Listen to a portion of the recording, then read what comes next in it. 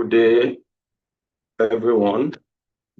I welcome you to Project Management Masterclass course.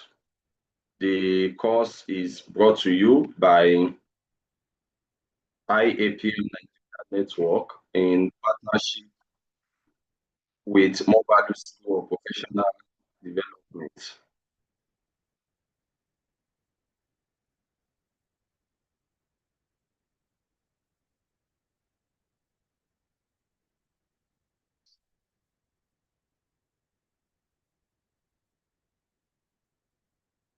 Okay, sorry.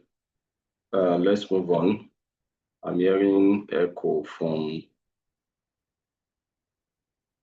Okay, the course is brought to you by IAPM Nigeria Network in partnership with international in partnership with More Value School of Professional Development. My name is Sunday Shemire, your instructor for the course. So this course is a 2-day course. We are holding day 1 lecture today. Then we will hold day 2 lecture tomorrow. So take note of that. The meeting ID you used to sign in today is the same meeting ID you will use to join tomorrow's class. So time is 6 p.m. to 8 p.m. We actually waited 5 minutes before we start so that we can have people in the class. Note, we have disabled your microphone, and we do that in order to prevent background noise. So while the class is on, if you want to communicate with us, kindly use the chat box. While the class is going on, if you have any question, you can send your question through the chat box. Also note, if your camera is on, everyone in the class are seeing you. They will not only see you, they will also see anything in the background. So which simply means they may be interested in whatever they are seeing, and as a result of that, they can choose to record you. Not only record you, they can also post you on social media. So if you know you don't want to be recorded, you are advised, turn off your camera. If you don't want to be recorded, you are advised, turn off your camera. So we will record the training from our end, and in the course of the training, I will let you know how to have access to recorded copy of the class. Once again, I welcome you to Project Management Masterclass Crash Course, a 2-day course brought to you by More Value School of Professional Development in collaboration with IAPM Nigeria Network. My name is Sunday Shemire. Sunday Shemire is IAPM Senior Official for Nigeria, co-founder of More Value School, and the lead course instructor for More Value School. So as said earlier, this training will run for 2 days, today and tomorrow, 6 p.m. to 8 p.m. And the login detail used to join today's class is the same login detail you will use tomorrow. So in total, we have 9 modules to cover in the training. So we'll try as much as possible. Let's see how far we can go today. Then the remaining we will cover tomorrow. So let's look at our content. So we'll start with project management framework. We'll discuss project phases and life cycle, traditional project management approach procedure, key elements in project definition and initiation, essential component of a reliable project plan. Project managers must do activities during project execution and delivery, steps to a successful project closing, must know terms in project management, and also important project management documents. These are the 9 modules we will cover. So let's see how far we can go today. Then at the end of the training, there is certificate of completion at the end of the training. This is sample of the certificate. I will advise you to take screenshots of the certificate So you can decide if it is something you want or not. So this is what the certificate of completion look like. Please, I'm seeing so many videos. And as I told you earlier, I won't repeat this again because I can assure you very soon now, mistakenly you will have forgot your video is on. You go to your bedroom or you off your clothes and the like. So I've said it earlier. If your camera is on, everybody in the class are seeing you the same way you are seeing me. And they will not only see you, they will also see anything in the background. So it is possible people may be interested in whatever they are seeing. And as a result of that, they will record you and also post you on social media. So if that happens in the course of this training, we will not be responsible for it. Okay, let's go on. So this is what the certificate of completion, this is what it look like. It comes in PDF. We send it through email. So, but in your copy of certificate, three things will change. Number one, we put your name here. So instead of the name you are seeing here, we put your name there. Then number two, the certificate ID on your certificate will be different from what you are seeing here. So each certificate has a unique ID for authentication purpose. And anytime we get certificate verification requests from organization, the only thing we need from them is to give us the ID on the certificate, and we'll report back to them if truly it is from us, and also who we issue it to, and the course the person attended, and when the person attended the training. So the certificate ID you are seeing here will be different from the one you will see on your own certificate. Then number three, the certificate issue date for this course is Thursday, 19th of June, 2025. So that is the date you will see as certificate issue date. So every other thing remains the same. Now, certificate will not be given to everybody. Participation in training is free. However, after the training, if you want certificate of completion, you will pay 10,000 naira only. So that is open to those that want certificate. This is payment details. On the screen here, you are paying 10,000 naira. This is the account detail. Kindly copy the account detail or screenshot it. We will not send it to you after the training. And if you contact us after training asking for account detail, we will not send it to you. We assume you did not attend training and you want to get certificate for the training you did not attend. So either you copy or you screenshot. Now, this is important. After payment, please send your evidence of payment to this phone number through WhatsApp or this email address. Now, sometimes we have cases of people, they will pay for certificates and they will expect that automatically we will know them. The truth is, if you send money to our account, truly we will receive the money. But the only way we can trace the money to you is after payment, you need to contact us, either through this phone number, WhatsApp, or this email. You send your evidence of payment. Then we will check the payment you receive and confirm your payment. So if you pay and you refuse to send evidence of payment, there's no way we can trace you. So we will not send certificate to you. So please take note of that, because sometimes some people will say they paid over 1 week, almost 1 month, they didn't get certificate. And if you ask them after payment, did you send evidence of payment? They will tell you no. So please take note of that. If you pay for certificate, remember to send evidence of payment to this phone number through WhatsApp, or you send it to this email address. When you send your evidence of payment, tell us the course you attended, give us your full name as you want it to appear on your certificate, and also give us your email address. Certificate processing and sending will begin on Thursday. So we simply mean we will not send certificate to anybody today. We will not send certificate to anybody tomorrow. So the earliest time you can get certificate is on Thursday, 19.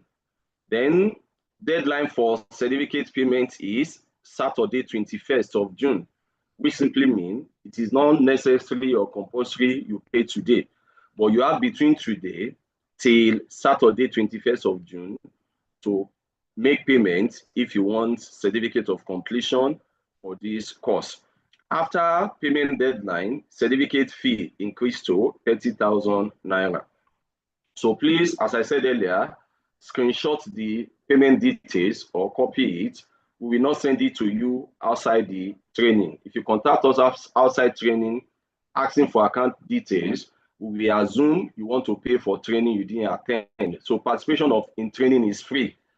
Payment for certificate is not compulsory. At the same time, those that don't attend training cannot pay for certificate.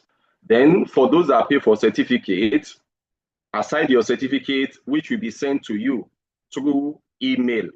It comes in PDF. We send it through email. You are also going to receive some other things. So I will advise also that you take screenshots of what I'm displaying here. So number one, you will get membership of IAPM Nigeria Network. So aside your certificate, you will also receive membership letter. So this is sample. This is what IAPM Nigeria membership letter look like. So you get membership of IAPM Nigeria Network. So on your membership letter, your full name is there, your membership ID is there, and also your membership status is there. So that is number one. Number two, we are going to give you our video training on Microsoft Project software. Then number three, the training I want to do for you is a crash course, but we have a more elaborate training. So the video of the more elaborate training also will be released to you. Then also you will get our video training on Agile Scrum project management. Then this training is being recorded. Only those that pay for certificate will receive the link to download recorded copy of the training.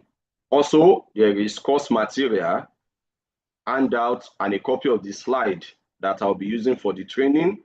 So that also will be released to those that pay for certificate. Then project manager's job interview, question and answer video also will be released. Then also you have access to one-on-one expert consultation. So this is what we release to those that pay for certificate.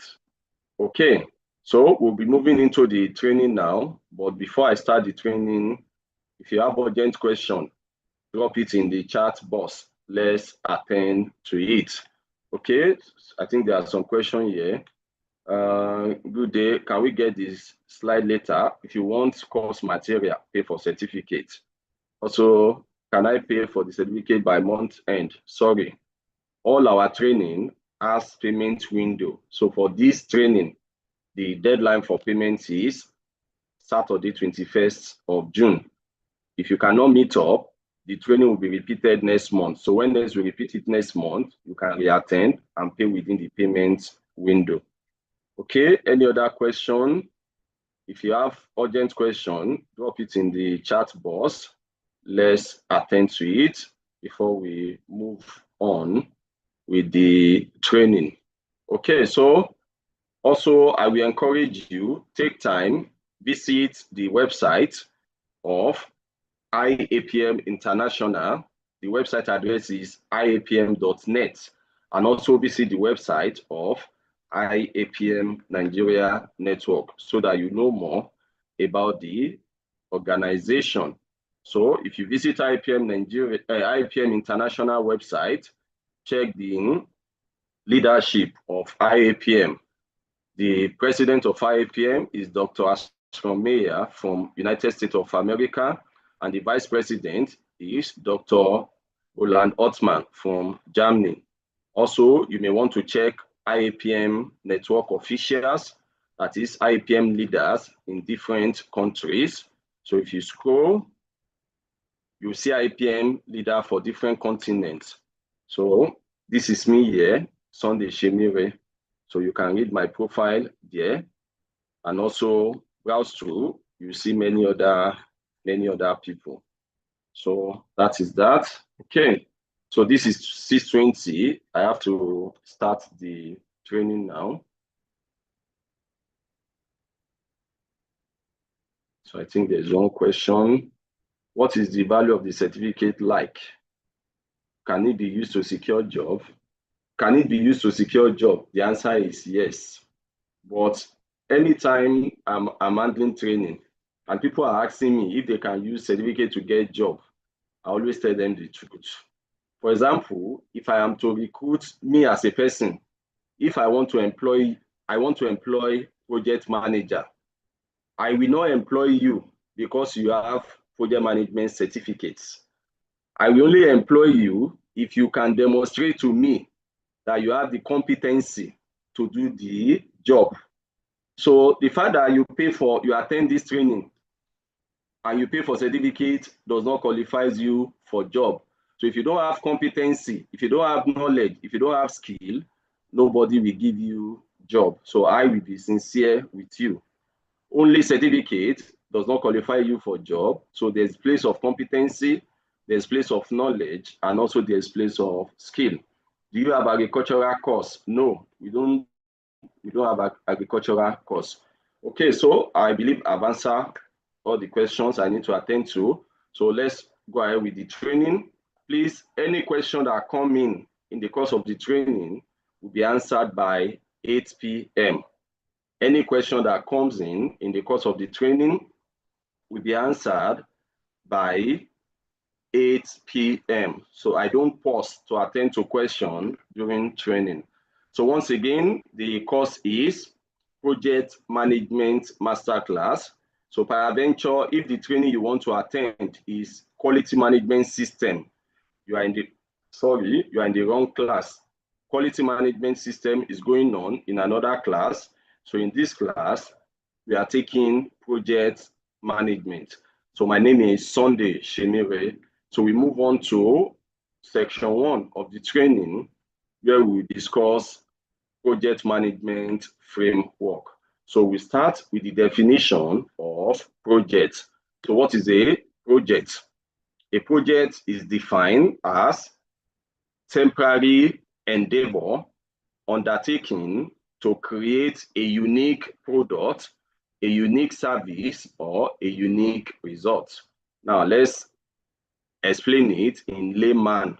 What is a project? A project simply means work that is temporary and unique. Work that is temporary and unique. Now, any work that is not temporary, the work will be continuous. And continuous work are things you have been doing before. You must continue to do it in order for you to remain in business or in order for you to remain relevant. So for example, More Value School has been doing training since year 2020. And if More Value School want to remain relevant, More Value School must continue to do organized and hold training. So for More Value School, training is operation. It's something we do continuously. But in the course of our training, for example, sometimes some opportunity will come up, or some need will come up, or some problem will arise. So this need, opportunity, or problem cannot be resolved with our normal daily activity. So if our normal daily activity cannot solve the problem or cannot meet the need, then that simply means there's a need for us to do something temporarily just because there's a target. So for example, let's assume like somebody asks in this training, do we do agricultural courses? And I tell the person no. Now, if we are to start doing agricultural training, the first thing we do is to embark on a project. That is, there's an opportunity, there's a request for a course, and we look at the market for the course. The market is large. If we do it, we are going to get a lot of patronage, we'll make money. So the question now is, we want to do agricultural course. So what will be the course contents? What training material will the instructor use? What study material are we going to give to the participants? So we have a target, which is we want to come up with agricultural course, study material, instructor material. So that is what we mean by something that is temporary. The reason why you are doing that work is because either there's a problem you want to solve, and that problem, you don't have an existing solution to it, or there's an opportunity you are seeing. And for you to be able to exploit that opportunity, there's nothing you are doing now that will help you to exploit it. So you need to do something you are not doing before. So let me give you another good example. Let's assume there's outbreak of a disease, and at the moment, there's no cure, no drug, no vaccine for the disease. So what will happen? Scientists will come together. Coming together to do what? To discover cure. When they are starting the work, they have a target. So in the course of their experimentation, any output they create, they will test it.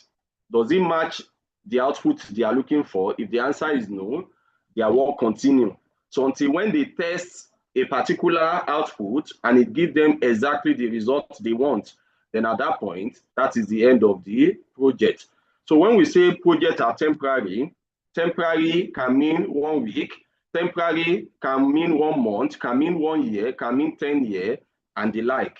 Then projects being temporary also mean for every project you are doing, there's a goal you want to achieve, or there's a timeline that is given to you, and you have to stop when you reach the timeline. Also, we say projects are unique. Projects are unique in the sense that no two projects are exactly the same. If I have a plot of land and I tell you as a building contractor that I want to build 3-bedroom bungalow on my plot of land, another person that have a plot of land again come to you, he also want to build 3-bedroom bungalow. Number one, our scope of work will be different. That is, what I want in my house, the kind of structure I want my 3-bedroom flat to be will be different from his own. Number two, the cost of executing my own contract will be different from his. Number three, the timeline also of executing my work will be different from his. So each project are unique on their own. No two projects are exactly the same.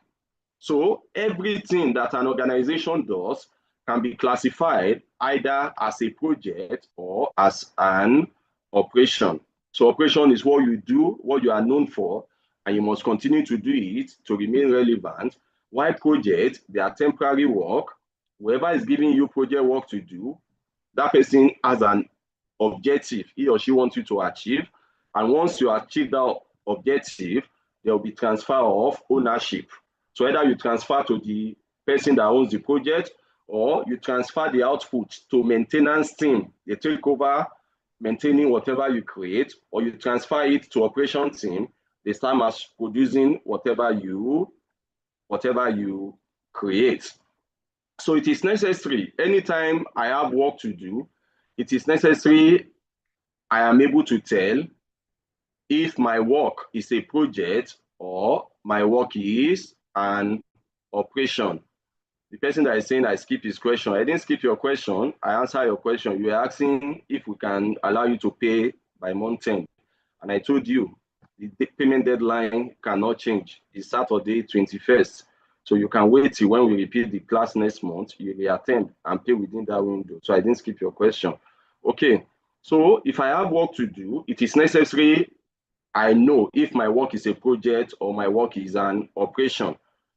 If it is a project, I have to apply project management best practices to it, which is what you'll be learning here. And if it's an operation, you apply operation management best practices to it. So for me to know if my work is a project, I carry out what is called project check. That is, I need to check, does this work has characteristics of a project? So if it has characteristics of a project, then I have to treat it as such. And if it doesn't, it means my work is an operation. I have to treat it like operation. So let's look at characteristics of a project. So the first characteristic is every project have a defined start and end point. A defined start and end point. That is, you can always tell when a project starts. At the same time, you should also know when project ends. Now, one important question we must answer in this class is, when does a project start? When does a project start? So let's imagine, as a building contractor, I come to you and I tell you I have a plot of land somewhere. I want to build 3-bedroom flats there. Now, the fact that I come to you and I tell you what I want to achieve, does that mean project have started? The answer is no. So many people always make error. Somebody tell you what he or she wants. Then the next thing, you start using your resources and your time. So you start contacting your architect, your quantity surveyor. So the architect should give you drawing. The quantity surveyor should give you bill of material. So different people, you start engaging them, only to now discover later that the person is not ready. So already you've wasted some time, and also you've wasted some money.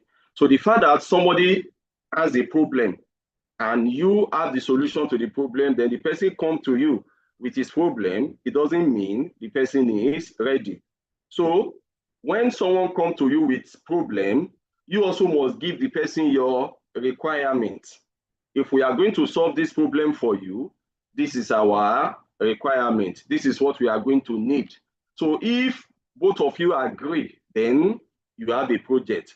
But for the fact that you come to me with problem, and I tell you, give you my condition for solving the problem, and you are not willing to meet that condition, it means there is no project. So the owner of the project will give the organization executing the project what we call their requirements.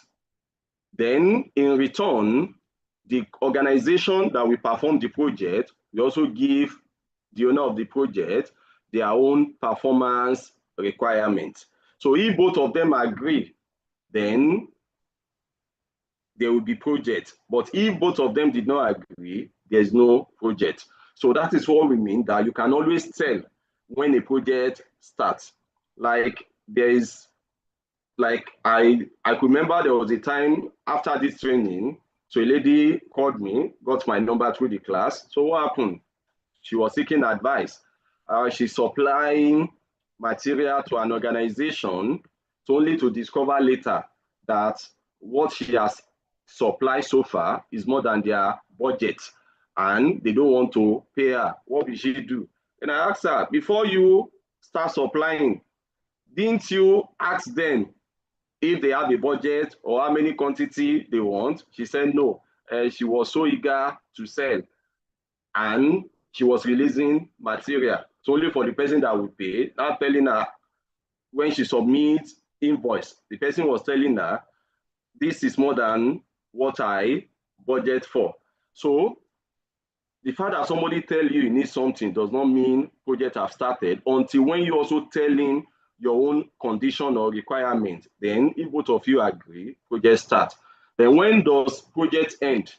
Project end when the organization performing the project has created all the deliverables of the project, and you transfer it to the owner of the project. They validate it, they check it, there's no rejection. Then at that point, nothing to create again, then you close project. But sometimes, some projects will end when the owner of the project can no longer fund the project. So you give me work to do, work is in progress, and at a point, you can no longer fund it again. Such project has to close. Then sometime also, in the course of executing project, events will have exceed the project. So that is, you get to a point that there is no longer need, or there's no point continue that project. So at that point, we can also end the project. So there's a defined start and end point. And once you reach the end point, the project should stop. So another characteristic is every project is attempting to achieve something new. Every project is attempting to achieve something new. So what we don't have solution to, as in the person that owns the project does not have solution. you that will do the project, you may have the solution, but the owner of the project does not have the solution. Then also, every project is going to have a primary sponsor and customer. So primary sponsor is the person that initiates the project or the person that owns the project. So let's say, for example, I have a supermarket and sales and inventory management in my supermarket is being done manually. Then you are a software developer, so I contact you. I want you to develop point of sales and inventory management software for me so that my sales and inventory management will be automated. Now, who is the sponsor of that project? I am the sponsor. Why? Because I am the initiator. Now, there's a difference between sponsor and customer. There's also a difference between sponsor and funder. So sometimes the sponsor will also be the customer. While in some cases, the sponsor and the customer will be different people. So like in the case of automating your inventory and sales, so I am the owner of the supermarket. However, the software you are going to deliver to me, I'm not the one to use it. So my sales staff and my storekeeper are the ones to use it. So they are the customer. I am not the customer. Then another thing is funder. So funder is the person providing money. Sometimes the sponsor is the person providing money, and in some cases, the sponsor is not the one providing money. So it is necessary you define that at the beginning of your project. Another characteristic is project is going to require resources, and these resources are limited. So when we talk about resources, we are talking about people, we are talking about money, we are talking about raw materials, we are also talking about equipment. And the resources that is available to a project always determine how far the project can go. So if I'm giving you what to do, the money that I have will determine what you are going to do for me. The resources I provided will determine how far the organization executing can go.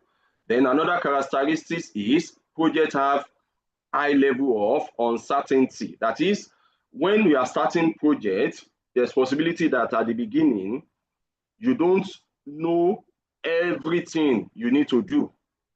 But as you progress in the project, things become more clearer to you. In some cases, it's possible that because you've done similar projects before, you can tell these are all the activities we are going to perform. But when it comes to estimating costs, for example, it may be difficult for you to tell the actual costs. So the level of unknown or uncertainty in project is higher when you compare project with operation. So we move on, classification of project or types of project. So project can be classified as engineering projects and also management projects. Engineering projects are projects where the end result is a physical or a tangible output. That is, at the end of the project, there's something physical that is created as an output, which will be transferred to the owner of the project. So we can also call engineering project investment project. So this encompasses civil work, electrical, mechanical, and work, which final deliverable are physical objects. So example, at the end of the project, there's a building, a bridge, a refinery, or a product sample. So that is engineering project. The second type of project is management project. Management projects are projects you do to change the way something is being done or to improve something that is already existing. Projects you do to change the way something is being done or to improve something that is already existing. So let's say, for example, the account department in your organization, at the moment, they are using Sage Pastel as software for managing their transaction. Then, based on maybe some shortcoming they see in that software, they now decided they want to switch to another software like QuickBooks. So the process of migrating from one software to another, they are going to change the way something is being done. So what they have done is management project. Or if people want to order your product, there's a particular process you are using at the moment. Or maybe because you notice some shortcomings in the process, maybe the process is too long or the process is costing you too much, then you come up with a new process, another process which maybe will cost lesser and the time also will be shorter. So in the process of changing, what have you done? You have done a management project. So management projects can also be called organizational project or research and development project. So this includes things like restructuring an organization, preparing for exhibition, developing an IT system, launching marketing campaign, moving offices, or any project where the objective is to produce an end result that is not identified as a physical item. So, as said earlier, it is important you are able to tell if your work is a project or your work is an operation. So everything that an organization does will either be a project or operation. Now, as an organization, even though you are not a project-based company, within your operation, projects are going to arise. As I said earlier, occasionally problems come up, but your normal routine activity cannot solve that problem. So which means you need to do something that is not part of your work or not part of your daily routine. And the reason why you are doing that thing is because there's a result you want to achieve. And as soon as you achieve that result, you stop that thing and you continue your normal activity. So it's not until when somebody give you work to do before you do project. Internally, there are projects that you do, only that sometimes you don't know. So for example, if I'm to develop a new course, before that course will be ready, we have to embark on a project because we want to achieve something that we don't have on ground. So operation is something that happens continuously and has low risk. Projects happen once and have high level of risk. So projects are means for organization to respond to those requests that cannot be addressed within their normal operation limits. And the objective of every project is to achieve the goal of the project. Once the goal of the project is achieved, you stop the project. So we move on. Let's talk about project management. So if you've been attending my classes before, or if you are just, this is your first time you are joining my training, so I always tell my follower, this word management simply means coordination of activities and resources in order to achieve a given objective. That is, anytime there's an objective you want to achieve, there will always be activities you must perform. And when you have activities to perform, you are going to need resources. So talking about project management, layman definition or explanation, project management is all about coordinating project activities and project resources and ensuring that the project objective is attained. So let's assume your project is you want to build house. You want to build house, there are so many activities to be performed, and for all the activities you want to perform, you are going to need resources. Your project is to develop a software. There are so many activities to be done before that software can become reality. And for all the activities you want to do, you are going to need resources. Your project is you want to come up with a new product. So many activities to be done, you are going to need resources. So as a project manager, you must know the activities in your projects. If you know the activity, then also you should be able to tell, to perform this activity, what kind of person are we going to need? What equipment are we going to need? What machinery are we going to need? What material are we going to need? How much money are we going to need? So it is important you know the activities in your project and also you know the resources that will be needed to perform the activity. Now, in every project, there are two types of activities in every project. So number one, you have the project core activities.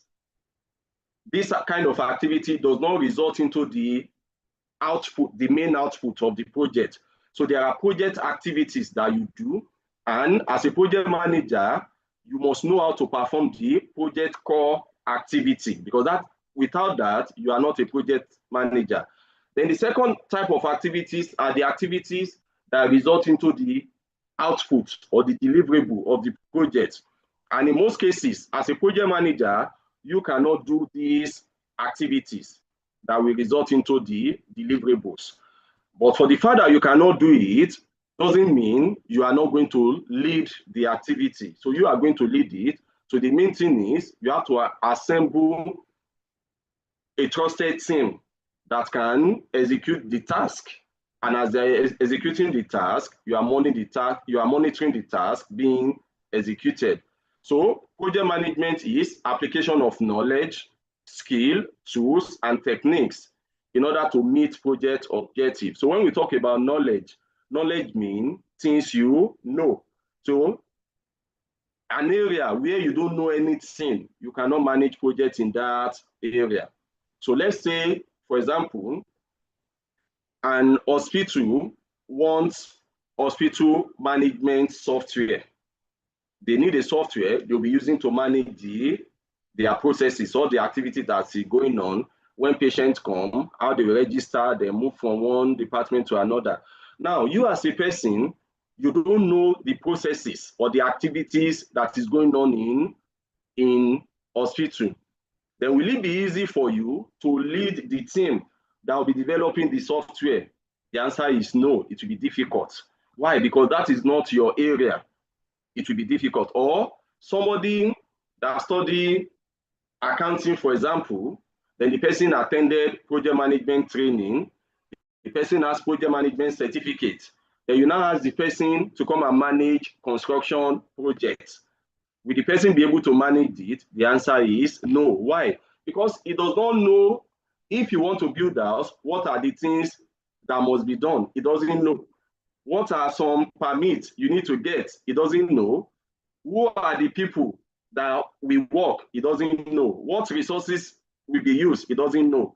So if he does not know the activities, how will he lead the project?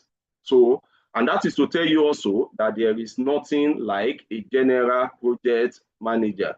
So as a project manager, you must have your area of specialization. And your area of specialization will be area where you have knowledge. So for example, I study computer science. With my experience, and before I go into full-time teaching, I've been working as IT person. Most of the job I've done in the past has been in IT sector. Now, with my experience in project management up to today, I cannot manage construction projects. Why? Does it mean I don't understand project management? No, I understand, but I don't understand construction. If people want to build house or they want to build bridge, what are the things to be done? I don't know. So the fact that I don't know, then I cannot manage that project. So you manage projects in areas where you have knowledge, in areas where you have skills. So skill means things you can do. At the same time, application of tools and techniques. So you must know what are the resources that will be needed. Also, you must know what will be the right project management approach. So there are many approaches. This training will focus on traditional project management approach. So we move on. Let's talk about project manager's talent triangle. That is, as a project manager, what area of knowledge and skill must you possess? So number one, you need technical project management knowledge. That is, if a project is to be managed, what are all the things to be done, all the activities to be performed? I told you there are two types of activities. Number one activity is project core activity. And it is compulsory you as a project manager, you must be able to do it. In most cases, you can delegate some of it, but you are still accountable for it. While the second activity is the activity that will result into the deliverable, the output. In most cases, you cannot do those activities, but you know them. So you can recruit people that are going to do it. Then you should be able to tell also what will be the right approach to this particular project I want to manage. So you should know the right approach. So are you going to use Agile? If you are using Agile, are you doing Agile Scrum? Are you doing Agile Extreme Programming? Are you doing Agile Kanban? If you are doing traditional project techniques, or are you doing Six Sigma, or are you doing other method? So the technical project management skill is important for you to become a project manager. And you acquire that technical skill by attending training and also by volunteering in project environment. Then the second type of skill you need is soft skill. Soft skill help you to be able to relate well with people. And as a project manager, you are going to relate with your project team member. Also, you will relate with the project stakeholders. So the people that owns the project and not other people that have interest in the project or that will be affected by the project. So soft skills are communication skill, team building skill, motivation skill, conflict management skill, time management skill, negotiation skill, and the like. So they are compulsory. You must possess it as a project manager. Then the third area of skill you need is strategic business management knowledge. So you need basic business management skill. So at least to some limit, as a project manager, you should be able to carry out feasibility study. As a project manager, you should be able to develop business case. As a project manager, you should be able to conduct cost-benefit analysis. So some of these things, we will still talk in details about them. So these are the three areas of knowledge that you need if you want to become a project manager. Then we move on. Let's talk about triple constraint of project. When we talk about characteristics of project earlier, so one of the characteristics we mentioned is project has limited resources. So it is important at the start or beginning of your project that you define the constraint or the boundary of the project. So for example, what exactly does the owner of the project want? What is their objective? What is their goal? By the time you finish working, what do they want to see? What do they want to be able to do? So in other words, at the beginning of the project, you should define scope of work. So scope means what is this project all about and what are we expected to do and deliver? So that is one of your constraints because you can't just do what you like. The owner of the project will tell you what they want. Then number two, also define timeline. So do they have a specific date you must not exceed? If there is, you want to know at the beginning of the project, and you also want to check if it is a date you can commit to, a date you are sure you can meet up with. So timeline should be defined at the beginning of the project. Also, cost should be defined. Do they have a budget they cannot exceed? So you cannot just assume the owner of the project has all the money in the world. So it is important at the beginning of the project, cost should be defined. So when we talk about constraint, there are things that will stand as barrier or boundary to you so that you cannot go beyond. And when your project is starting, you want to know them at the beginning of the project. Now, take notes. Do not allow your clients to determine the scope of work, the timeline, and also the cost. No client should determine the three. So at most, your client will determine two, then you will determine one. So for example, let's assume you are a tailor, then I come to your shop. So getting to your shop, I see a clothing material that I like, then I tell you, you will get this material for me. Then I look through your catalog, I see a style that I like. After getting the material, use it to sew this style. That means I have determined scope of work. Then the next thing I tell you, I'll be coming to collect the cloth by Saturday, 21st of this month. Then I transfer 20,000 naira to you.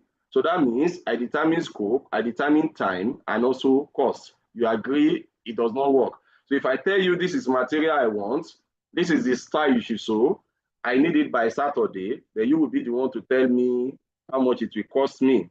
So at the beginning, ask your clients what is most important to them. Is it the scope? As I told you, scope means by the time we finish this project, what do they want to see and what do they want to be able to do? So if I know what they want to see and what they want to be able to do, then I will know for me to achieve that objective, what are the things I am going to do and what will I create? So ask them what is most important to them. Is this the scope? They have something in mind, and anything aside that, they will not accept it. Or is it that there's a particular date? Maybe they want to open or they want to do launching on a particular day, and whatever you are doing, you must deliver a day before. So is that the case? Or they have a particular amount of money. Anything outside that money, they don't have anything again. So ask them, out of scope, time, and cost, which one is most important? So they choose one. Then out of the remaining two, they should decide again which one follow. Then you will determine what will be the third. So if they decide the time and cost, then you will now tell them based on the amount and the time, then this is what you can create. And if they tell you this is what you want you to create, and this is how much we have, if it is something you can do within that price, then you will determine how long it is going to take. So at the beginning of your project, make sure your constraint is well defined. And if the constraint is well defined, it will help you to prevent scope creep. What is scope creep? Scope creep is a situation where the owner of the project is trying to request for something extra that is not part of the initial agreement. So if we have defined what to be done, and later when work is in progress, you are not telling me you see something in your friend's house and you want me to do it for you also, I can simply tell you that is an extra work. So if extra work will come in, that is, we are changing scope, then we need to analyze how will a change in scope affect the cost, and also how will the change in scope, how will it affect the timeline. So we have to check it. At the same time, if we agree a certain amount, then later you now come because something happened, you cannot get all the money again. If cost reduce, you cannot expect me to deliver the same scope of work within the same timeline. So if cost reduce, we analyze what are we going to sacrifice out of the scope. At the same time, can we still deliver within timeline? So at the beginning of your project, make sure your triple constraint is well defined. So we move on. What does a project manager do? What are the role of project manager? So as a project manager, what will I be doing? One advice I always give people that want to switch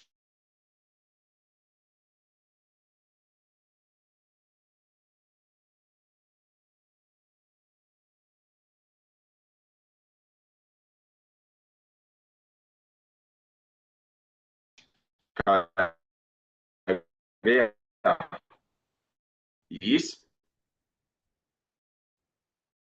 the first place you should to go to job vacancy sites.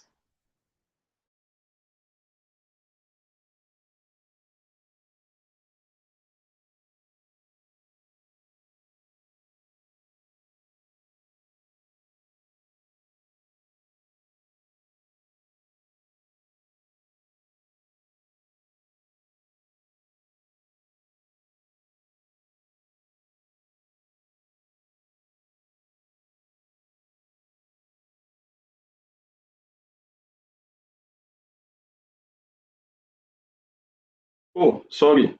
Sorry, I didn't know I did not mute myself. Okay, sorry. Okay, so what we were discussing before the interruption, we were discussing what project managers do. And I told you if you are switching to any career, the starting point, based on my personal advice, is go to job vacancy site first. Go and search for vacancy in that area, in that field. So, like for example, I want to become a project man. I want to switch career to project management. So I will go to job vacancy site. I will search project managers vacancy. Now, for every vacancy you see, you are going to see job description and job specification. The job description is telling you the person we are going to recruit or select, this is what the person will be doing for us. So read as many project managers job description as possible.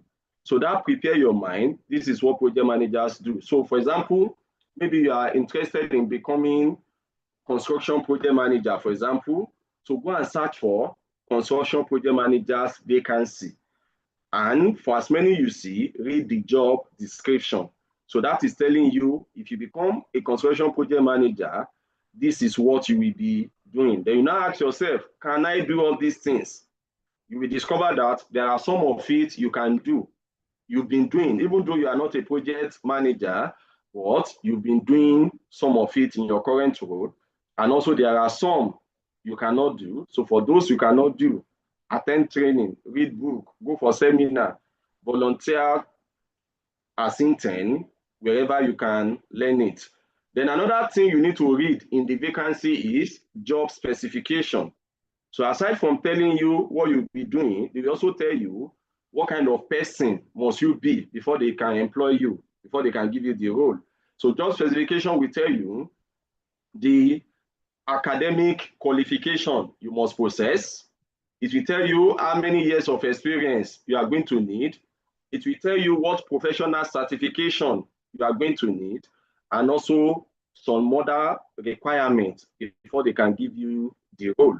So looking at the job certification also, ask yourself, are you qualified for this role? If the answer is no, then what are those things that you lack? So learn how you are going to get them. So let's look through the course material. What does project managers do? Number one responsibility of a project manager is to create project management plan, or to create what we call a project roadmap. That is, this objective that has been given to us, how do we achieve the objective? So a customer wants us to build a house for him or her. What are the things we are going to do for the house to become a reality? What resources are we going to need? What kind of people, what kind of material, what kind of equipment are we going to need? And also, when are we going to need them? So as a project manager, you have the responsibility to create the plan of all the things to be done for the project objective to come to reality. Now, take note of this. A good project manager does not plan projects alone. So for you to plan projects, number one, you need your key stakeholders. Who are the key stakeholders? These are people that must be satisfied for the project to be successful. For this project I am doing to be a successful project, who are the people that must be satisfied? So those people are your key stakeholders. So to plan your project, you want to engage them. You want to collect their requirements. You want to know their expectation. What do they want? What are they looking forward to see as the project is progressing, and also when the project ends? So without knowing the requirement or expectation of your key stakeholders, your plan will not fulfill the ultimate goal of the project. Then number two, the people that will work in the project, you also need them. So the contractor, the companies, or the individual you are going to use, you need them. Because as I told you earlier, there are two kinds of activities in projects: the project core activity and the activity that will result into the the outputs.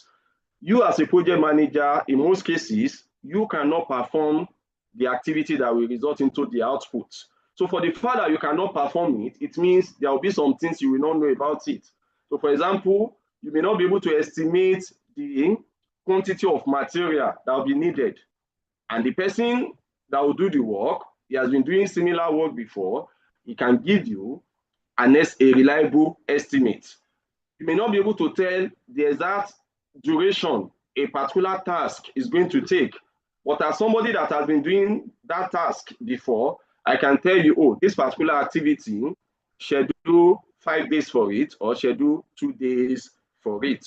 So in the course of planning, your key stakeholders are needed. Also, the people that will work in the project, they are needed, especially in the area of estimation of resources and also estimation of time. But you are still accountable for the plan. Then number two, you have a responsibility to assemble the project team. So your project team are the people that will work in the project. I've said it repeatedly that the activity that will result into the output of the project, in most cases, you cannot perform. You cannot do it. So for the fact that you cannot do it, does not mean you will not lead the people that will do it. So you will still lead them. So you have to recruit people. Fine, your organization will have HR department. But HR department will not just decide who to recruit on their own. You are the one to tell them, this is the kind of person I need. So you are going to perform what we call personnel requirement analysis.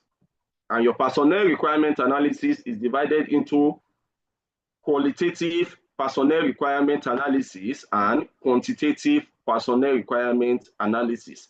So qualitative has to do with what kind of person do you need. The kind of people you need will be determined by the task to be performed. So if you have like plumbing task to be performed, for example, you will not go and call an electrician to come and do it. So qualitative personnel requirement analysis, what kind of people? The kind of people are determined by the task they will do.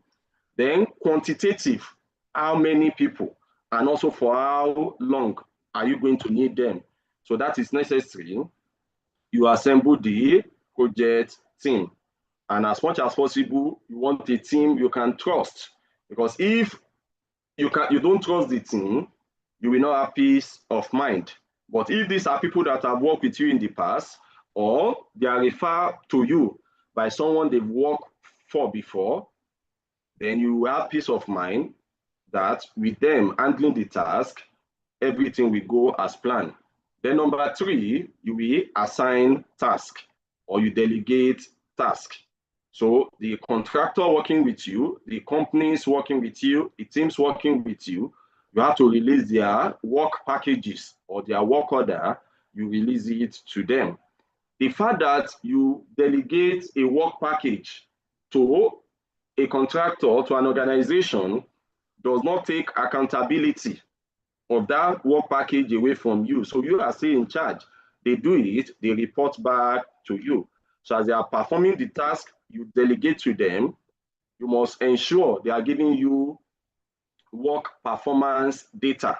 So you will analyze the data to confirm that what they are doing compared to what they expect to do. Number four, you are going to lead the team. So the project manager is the leader of the project team. However, you will not be the only leader. So you are going to delegate leadership responsibility. So not everybody working in the project will be reporting to you directly. So there will be some sub-leaders that you delegate some leadership responsibility to. And their team member report to them, and they in return, they report to you. But however, try as much as possible to have open information policy. So in a situation where there is issue and the team leader is not solving it and is trying to cover it, and the team members know that issues will come up, a critical issue will come up, they should be able to approach you. Under normal condition, they should go through with their leader, but if their leader is not doing the right thing, people should have access to you. So the project manager lead the project team, but remember, delegate some of the leadership responsibilities also. Then number 5, you will manage the project budget. So before the project started, you told us this is how much it will cost to execute. Now we have released money, project is in progress. As you are spending money, make sure you are keeping record. So what you budgeted 5,000 naira for, how much is the actual cost you buy it? You should have that record.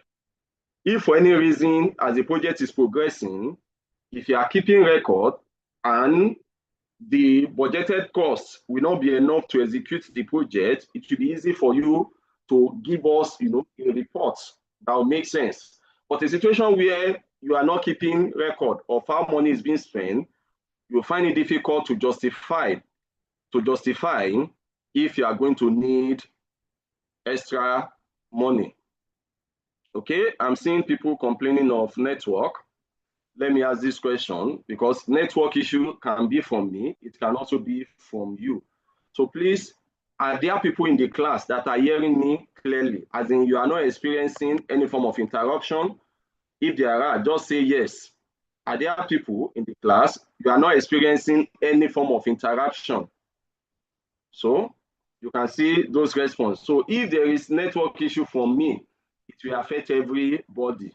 So if you are having network issue, check your end. It's not from me. If there's network issue from me, it will affect everybody. So with this response, the network issue you are experiencing is from your end. So you may want to change your location or switch to another network. So let's continue. So make sure you track how money is being spent. Also, by the time you are giving final reports at the end of the project, you are expected to report on the actual cost of executing the project. So manage the project cost. Then also you have to manage the project timeline or the project schedule. So what is a schedule? A schedule simply means list of all the tasks to be performed in the project, the duration of each of the projects, when each of the projects is supposed to start, and also when each of the projects is supposed to end. And how does this activity, how do they relate to one another? So as a project manager, if I have my project timeline or my project schedule or my program of work or my project timetable, I should be able to tell today, based on the plan, today, 17th of June, what activity, according to plan, what activity are we supposed to do today? So if I call my team member, asking them to give me a report of what they are doing today, and what they tell me they are doing is what they ought to have done as at 10th of June, immediately I know the project is behind schedule. At the same time, if what they tell me they are doing today is what they are supposed to do on the 25th of June, then I can tell also that the project is ahead of schedule. So at every point in time, you should know if your project is on schedule, your project is behind schedule, or your project is ahead of schedule. And you do that by managing the project timeline. Also, engage your project stakeholders. Who are your stakeholders? Your stakeholders are people that have interest in the project. So why do they have interest? They have interest because they are going to gain something as a result of the project, or they are going to lose something as a result of the project. They have interest because they have power over the project. Without their approval, some things cannot be done. They have interest also because they have influence over the project. You need them every day. If they don't come around, work cannot progress. So you want to know who are your stakeholders. At the same time, you want to engage them. So for each stakeholder, what do they want in the project, or what is their interest in the project?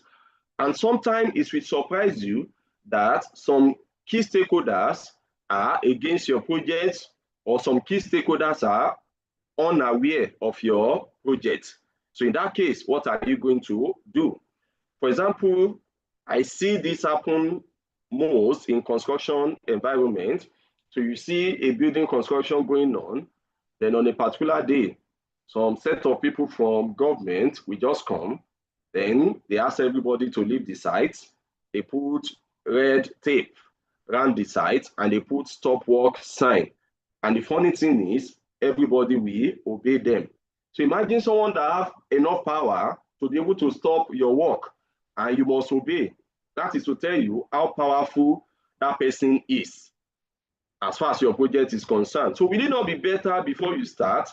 You know that these people are going to come and meet you and they will stop your work. So is it not better at the beginning you approach them, so let them know what you want to do, then what do they want?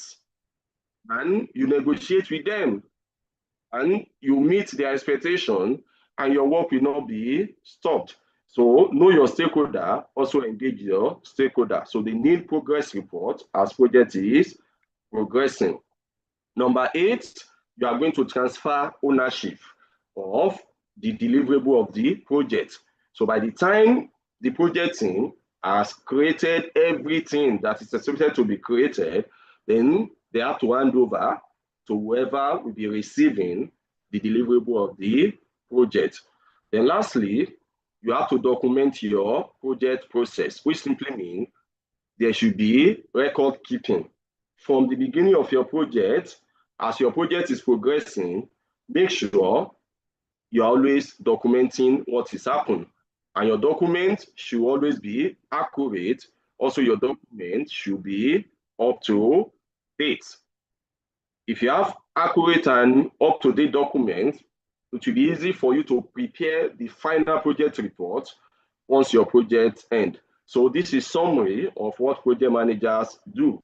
But don't forget my advice. If this is a new career to you, go to job vacancy site, search for project manager's vacancy, then read the job description. That is telling you if they are to give you the job, this is what you will be doing for them. So read as many as possible. So that will help you on the area where you need to improve yourself. Also read the job specification.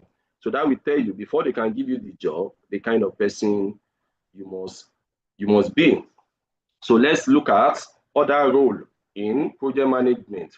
So aside the project manager, who is the person assigned to lead the project and is responsible for the project results, who are other people in project? So in project, we have sponsor. I told you earlier, a project sponsor is the initiator. So the person that initiates the project, the original owner of the idea.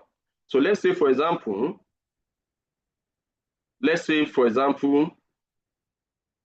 in your company, there's management meeting.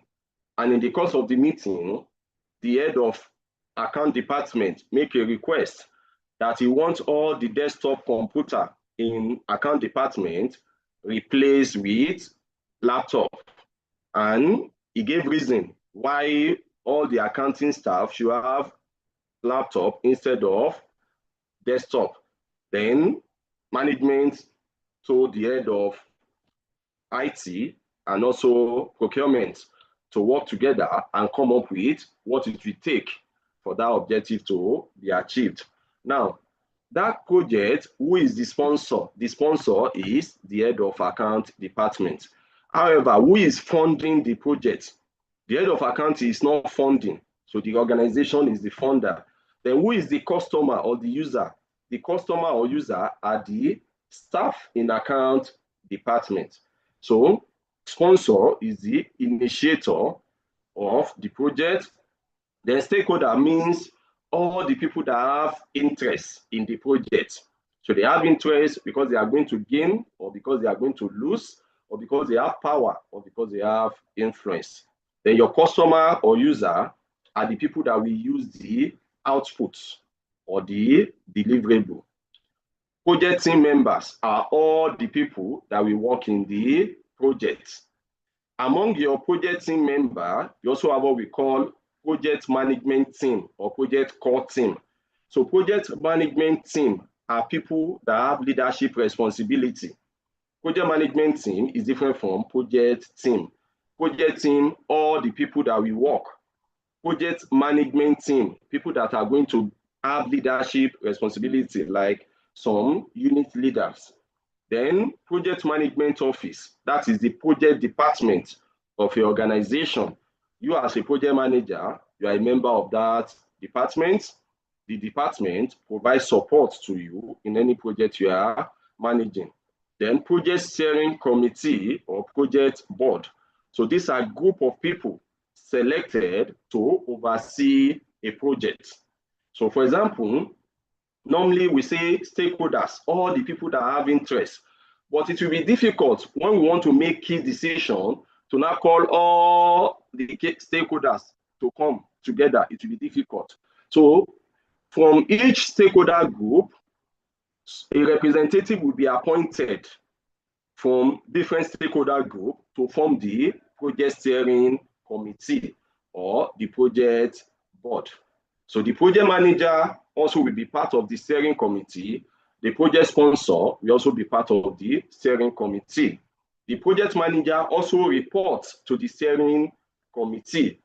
The steering committee accepts project deliverable. The project manager reports to them, and as the project is moving or transiting from one phase to the other, they approve the end of a phase before another phase can start. So the steering committee comprises of management representative, another high-level stakeholder. They oversee the entire project life cycle. They provide guidance and also strategic direction to the project manager. So we move on to section 2 of this training. Let's discuss project management life cycle or project phases. Project work is not a linear work. So projects happen in phases or in stages. It doesn't matter what project management strategy you are using. Now, for example, if you have attended my Six Sigma class, so in Six Sigma, there's something called DMIC, which is a problem-solving strategy or a method of solving problem in Six Sigma. Now, this DMIC means define, measure, analyze, improve, and control, which simply means if you are using Six Sigma as a strategy for managing your project, there are 5 stages your project will go through. So the first thing, you do define stage. After define stage, you do measure stage. After measure stage, you do analyze. After analyze, you do your improvement, which is where you will come up with the solution and implement it. Then the last stage, control. At the same time, if you are doing agile, for example, if you are doing agile, we talk about some events that you have to perform in agile project. So even agile project is not linear. It has to go through iteration. So it goes through iteration, you do your sprint planning, you perform your sprints. As you are doing your sprints, you do your daily scrum every day. And at the end of this sprint, you do your sprint review. After sprint review, you do sprint retrospective. You come back again and begin the process. So project work is not linear, it goes in phases. So in traditional projects, we have 4 phases that your project will go through. So we have the initiation phase, planning phase, execution phase, and closing phase. Somebody may want to ask, what about monitoring and controlling? Monitoring and controlling is not a phase. Monitoring and controlling is an activity or a process that you perform. So during project initiation, you do monitoring and controlling. During planning, you do monitoring and controlling. During execution, you do monitoring and controlling. During closing, you also do monitoring and controlling.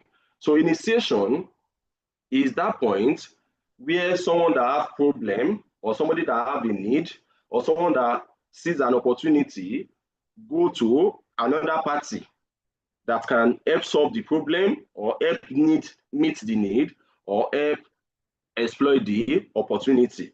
So you go to them with your problem, what you want, and they also tell you in return for them to solve this problem for you. These are their own requirements also. So that is the initiation. So if both of, and during this initiation, there should be initiation document, which is also called a project charter, which we are still going to talk about in detail. So at the end of your initiation process, you must have what we call a project charter or project initiation document or project definition document, which means everything that was discussed or agreed upon during the initiation should be documented. Then the owner of the project is going to sign. A senior person in the project management office also sign. So after that, the project manager can now plan the project. So planning the project in the sense that this is the objective we want to achieve. What are the things to be done before it can become a reality? What are the things we are going to need? And don't forget what I told you, as a project manager, you don't plan alone. So you need your key stakeholders during planning. And I told you key stakeholders are people that must be satisfied for the project to succeed. So you need them. Then also people that will work in the project, you need them for you to be able to come up with a reliable plan. So by the time you come up with your plan, the plan has to be approved by the steering committee or the owner of the project and a senior person in the project department or in the management of your company. So if the plan is approved, then execution can begin.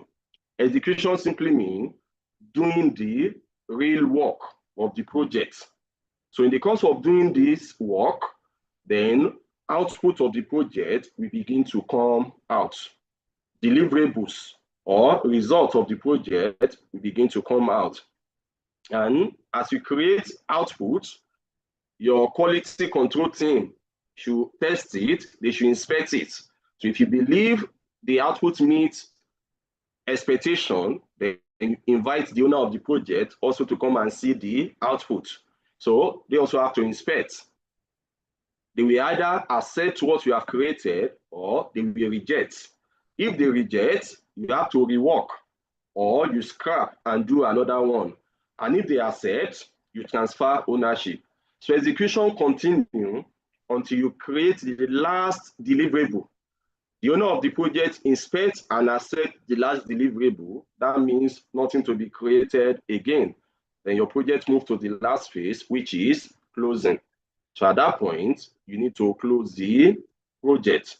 And one of the things we will cover in detail in this training is steps to a successful project closing. So how do you close a project properly? So those are the 5 stages in a traditional project. Okay, we move on. Let's talk about project management processes. So there's difference between project cycle or phases and project processes. So processes simply mean task or activities. So here we are focused on the core project task. If you remember, I told you that in project management, there are 2 types of tasks you are performing. So number 1 is the core project management task. These tasks don't result into the output that the owner of the project is expecting, but those tasks must be done. While number 2 task is the task that result into the output. So the project management processes we are talking about, they are the core project management tasks that must be performed. So there are many processes or many tasks you have to do in your project. So these processes or core project management tasks are further subdivided into 5 project management processes. So we have initiation process, we have planning process, execution process, monitoring and control process, and also closing process. So initiation process, that is the things that must be done during startup or initiation. So what are the things we must do? We must perform feasibility study. That is, this project that we want to embark on, is there actually a need for it? And if we start it, can we finish it? So the resources we are going to need for it, is it available? So you do visibility study. Also, you create a project charter. That is high-level definition of what the project is all about. So what is the project all about in high level, not in too much detail. So everything that is discussed, agreed upon during the initiation stage, you document it. You are going to see a practical example of charter later. So you create charter, then also you identify your key stakeholders, which means you have to open stakeholders register where you identify. So in this project we are starting, who are the people to be satisfied if this project will succeed? So identify them during startup. Then also you select your project tool. So selecting project tool, that is, you decide for this project, which project management approach are we going to use, and also what are we going to need in the next phase we are moving to. So those are what you do during initiation. Then when your project gets under planning, there are also some processes, project management processes you perform. They are called project management tasks. So processes such as, you want to create project plan, you develop resource plan, the people you are going to need, and when are you going to need them? How long are you going to need them? Everybody that will work in your project will not join your project at the same time, and also all of them will not leave your project at the same time. So people join your project when the time to perform their task have reached, and they leave the project immediately they finish performing their task. So during planning, you develop resource plan, then also you define performance measurement. So all these tasks, work order or work packages, you will delegate to the core team member to do. What is the specification? What is the configuration of it? And how do you tell if they do the right thing? So you have to define performance measure. Then also you come up with communication plan. So in the course of executing the project, what are the meetings that we will be holding? What will be the objective of the meeting?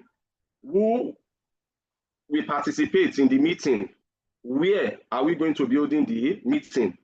Also, in the course of the project, what form of reporting must be happening? So who are the people to report to you as a project manager? What kind of reports are you expecting from them? When will they be giving you the report? In what format? The people you will report to also, who are they? What are they expecting to hear from you? In what format will they be getting it? When will they be getting it? So you come up with your communication plan. Also, you develop your workflow or your schedule. So I've told you earlier that schedule or project timeline or workflow simply mean what are all the tasks to be performed in this project. And for each of the tasks, what is the duration of each of the tasks? When does each task supposed to start? When does it supposed to end? And also, what form of relationship exists between the task? So is it finish to start relationship? Is it start to start relationship? Is it finish to finish relationship? Or is it start to finish relationship? So you have to define and also create the schedule. Then also you create your risk management plan. So we simply mean during planning, you and your team, you do a mini risk workshop where you identify what are some events that are likely to come up in the course of this project. And if they happen, they will affect this project negatively. So we want to identify them. After identification, you want to assess them. by knowing what is the probability of the event happening, and if the event should happen, what kind of impacts are we going to witness? That is, what are we going to lose or what are we going to suffer? Then with that, you will know the risk level. So based on the risk level, what will be your response strategy? Do you want to avoid the risk? Do you want to accept the risk? Do you want to mitigate the risk? Or do you want to transfer the risk? We'll talk more about risk management as we progress. So during your project, during planning, there are so many activities you perform. So that will result into a lot of documents. Then we also have execution process. So don't forget, so I told you execution is when the team member will be performing the task. So you as a project manager, you have to assemble the team. And after assemble the team, you release their work order or work packages to them. Now, try as much as possible to retain the team that plan with you. It's not a good practice that when you are doing estimation, you work with somebody, now approval has been gotten, yeah, let's start doing the work. You now go and call people that did not plan with you. It's not a good practice. So try as much as possible, retain the team that plan with you in execution. So you delegate tasks to them and they start doing the task. And as they are performing the task, outputs are coming out. Also, there are some monitoring and controlling processes or activity you need to perform. And most of these monitoring and controlling activity will come up during execution. So you have to manage your resources. So your resources are people, equipment, material, money. You have to manage it. Also, you need to monitor project performance. So this task that is being done, you need to be monitoring, checking what they are doing, comparing it to what is supposed to be done. So the performance, does it align with the plan? Also, you manage your risk. All those events you have identified, they are likely to happen and they will have negative events and negative impacts. Most of them happen during execution. So you want to ensure you have a risk owner. A risk owner should be somebody that is closest to the risk or to the events that we have identified. And the person should know the risk trigger. That is, what are signs you will see. And if you see this sign, then you know this event is about to happen. Then also, what is the risk response? So this is what you should do if you see the sign in order to minimize the impact. Also, your monitoring and evaluation entails you need to be doing meetings. So everything should not just be work, work, work. So there should be time where the team come together to review the work they've done. So how far have we gone? Are there problems that come up that we did not plan for before? What are we going to do to resolve it? Looking at the amount of work that is left and the time that we have left. If we continue at this pace, are we going to be able to finish, or do we need to adjust our working time and the like? So as the project is progressing, part of your monitoring and controlling entails you should be holding meetings, and also you should be getting reports. You also should be reporting to your stakeholders. Then update your schedule. So some new tasks may come in. If new tasks come in, you have to review how does that new task or extra work, how does it affect the costs? Also, how does it affect the agreed timeline? Before you accept to do it, you review. So you let them know if you are to do this, then we are going to need extra money or we are going to need extra time. Or based on this, you need to sacrifice some of the things you've requested before. And as necessary also, you modify your plan. Then during closing, you have some processes also you are going to perform. So you take inventory of all deliverables. Have we create all what we are supposed to, all the output, and also as the owner of the project, check it, and accept it. So take inventory of all deliverables, then tie up any loose end. So if there's anything they reject, you have to fix it, rework it, and get approval again. And if everything has been done, hand the project off to the client or the team that will be managing the project day-to-day operation. So you want to transfer ownership. If you have material left, who owns the material? So does it belong to your company or does it belong to the client? So you don't expect that they should know that we are finished. There's nothing like that. There should be proper official transfer of ownership. Then also you want to perform retrospective. So which means you want to learn from the project you just ended. If you are to restart the project again, this same project you just finished, if you are to restart it now, what will you have done differently? So you should learn from the project. Doesn't matter your experience, you can always learn from a project that just ended. So perform your retrospective, then organize all your project documents in a central location. Communicate the closure of the project to the stakeholders and your steering committee. So there should be official closing report or a project closure memo so that you send to the key stakeholders, which are people that you need to satisfy. So if they approve, they acknowledge the closing report, that simply means they accept that really work has finished. Then dissolve your team and celebrate the team. So these are processes which we also call activities that you perform. So going forward now, we are going to look at each stages of traditional project, then we go deeper. What should happen? So we'll be more practical. What happened under each of the stage.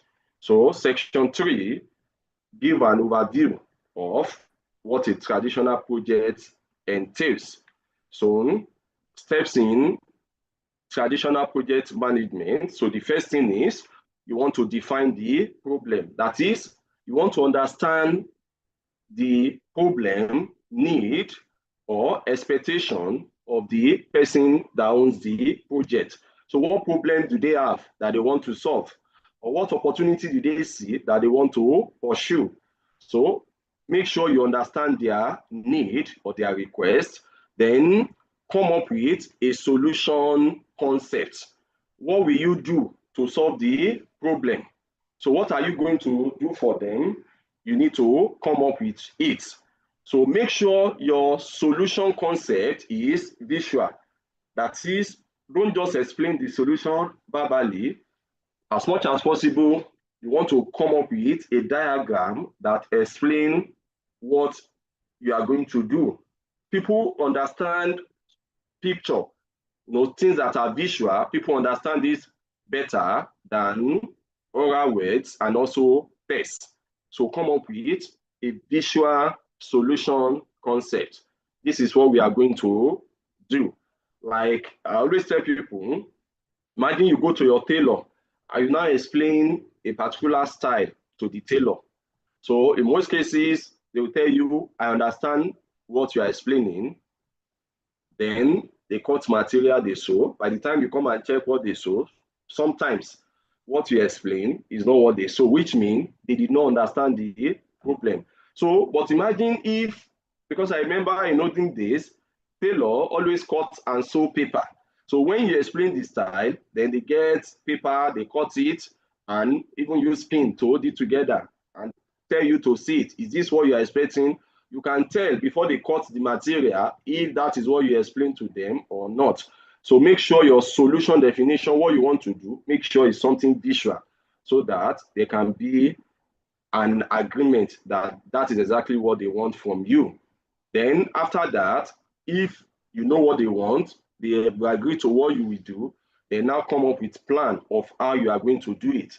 So what task will be performed, the amount of money that will be needed, the people that will be needed. So develop your plan. If the plan is approved, then start execution. So assign work to people, let them do the work. And as the work is being done, monitoring and controlling is going on.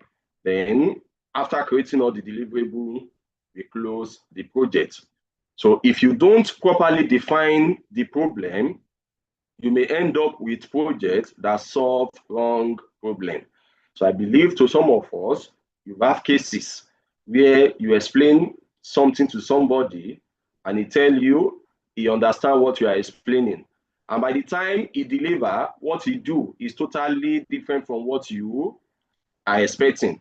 So if problem is not well defined, whatever solution you come up with will not solve that problem. Also, once the problem has been identified, the next step is to brainstorm possible solution to the problem. So show them what you want to do to solve the problem. And if there's anything they don't agree with, they will tell you, why not replace this with that?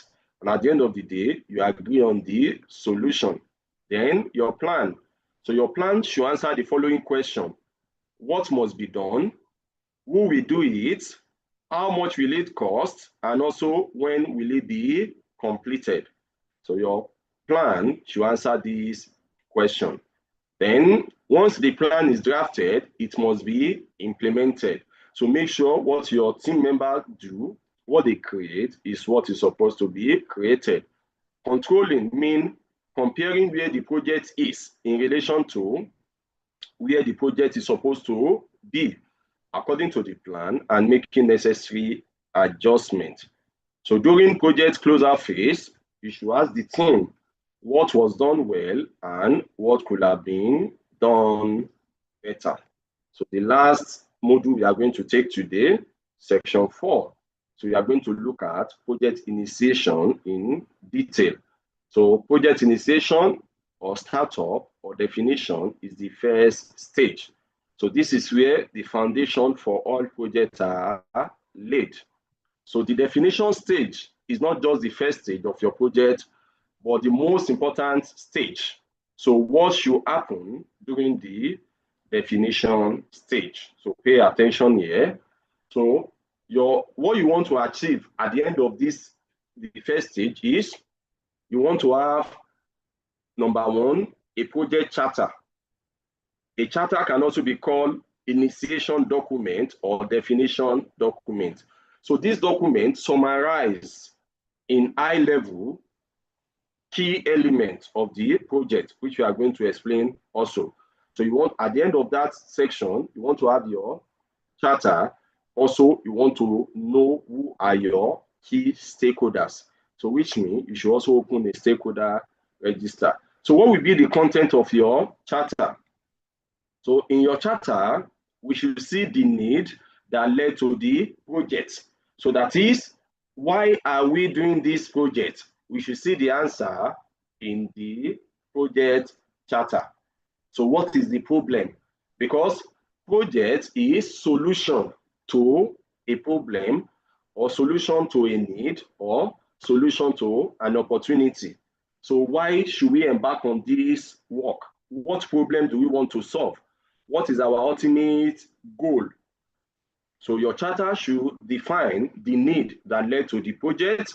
Also within your charter, we should see the sponsor of the project, the funder of the project, and the customer of the project. So who initiates the project, who is going to pay for the project, and who is going to use the deliverable of the project.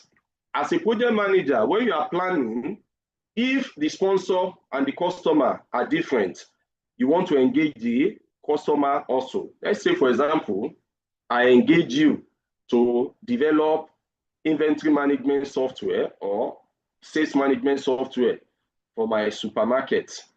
I am the one that owns the supermarket, and you are a software developer. I engage you to develop. If you did not, one of the things you are supposed to do is to engage the sales people that are doing the work. So what are they doing manually now that we want to automate?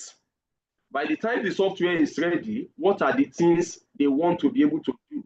So since I'm not the one to use the software, it will not be okay if you only listen to me without interviewing them, without asking them questions.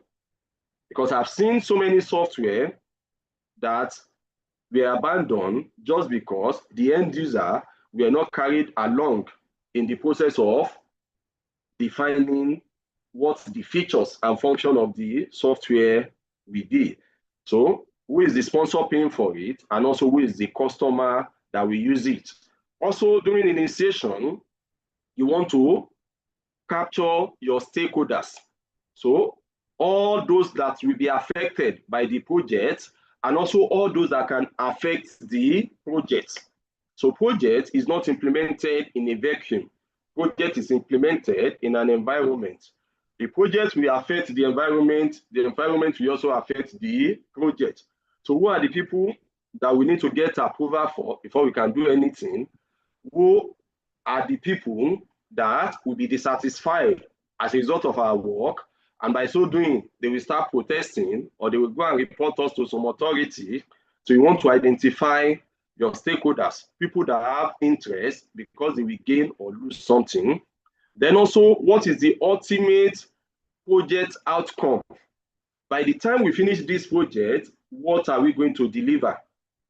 So the ultimate project outcome and the benefits of the project. So discuss it and capture it in your charter. Then the conceptual solution that fulfill that objective. So what we want to do. Then the initiation business case. A business case is something that explains how you arrive at deciding that this is what we are going to do. At the same time, what is the cost estimate and also the time estimate? Now, the estimate at this point is called a rough order estimate. So, which means it has large percentage error. It's not a definitive estimate because we have not done proper planning. We are just looking at roughly like how long will it take us, and roughly like how much will it cost. So the cost here and the timeline here is going to change by the time we do a thorough planning. Then during startup also, we should appoint who will be the project manager. So who is going to lead this project? Who is the person? The person should be appointed, and we should communicate to all interested persons. They should know who this project manager is. Then also budget should be set aside for next phase, which will be the planning phase. And this budget can be between 5 to 10% of the estimated project cost, because next stage, planning stage, is going to cost you some money also.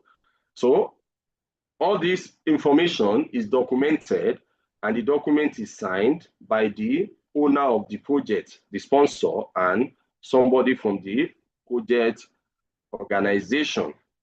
So in summary, the content of the charter are the ultimate goal or outcome of the project. So what do we want to achieve? Which problem are we solving? Also, what is the scope objective, cost objective, and time objective? Then what is the scope of work? What is in scope? Also, what is out of scope? What are exclusion? Things that usually go with this kind of work, but for this particular one, it will not be part of it. So for example, I give you house to build, and painting is not part of what you are going to do. So exclusion should explain things that will not be part of the work.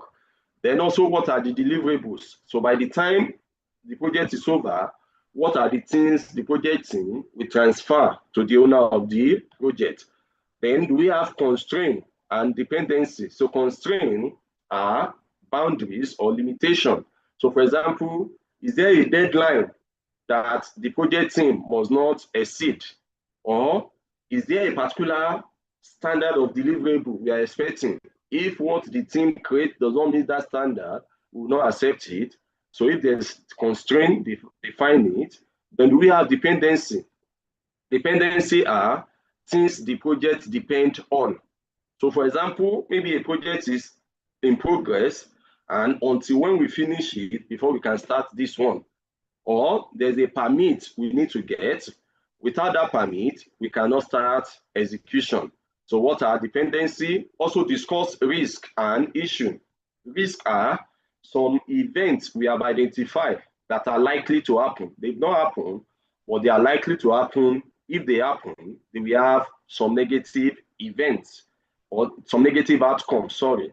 And when we look at risk, risk does not just mean something negative. So there are also positive risk that will serve as opportunity to us. So if there's any that you have identified at that stage, you want to highlight it in the charter. Then issues. Issue mean problem. So problems that we have already identified that need to be resolved for the project to be executed.